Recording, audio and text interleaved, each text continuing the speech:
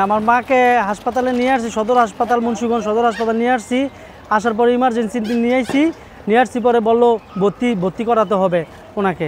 ঠিক আছে, ভর্তি করাইলাম পরে তারপরে উপরে নিলাম 250 বেডেরই, ওইখানে 500 রুগী হয়ে গেছে গা, বেড নাই। ঠিক আছে, তারপরে খুঁজা মুজা নিচে ফ্লোর করাইছি মাকে। তারপরে ওই ওষুধগুলা দিছে, প্রত্যেকটা ওষুধ ইঞ্জেকশন প্রত্যেকটা ওষুধ এই হাসপাতালে আছে, কিন্তু আমার মাকে কোনো চিকিৎসাই দেয় না, সেবা দেয় নাই ডাক্তাররা। ঠিক আছে, এইগুলো সব আমি নিয়ে আসছি কিনা। তারপর পরে সকালবেলা জানতে পারলাম এগুলো আছে হাসপাতালে। এটাই আমার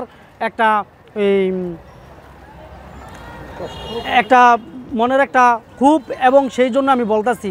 ঠিক আছে, আর কোনো সিচুয়েশন, কোনো ডিসিপ্লিন ঠিক নেই হাসপাতালের, মানে বেড ঠিক নাই, ঠিক নাই, কোনো মানে ওনাদের কোনো ঠিক নাই, এই পরিষ্কার পরিচ্ছন্নতা কোনো কিছুই নাই।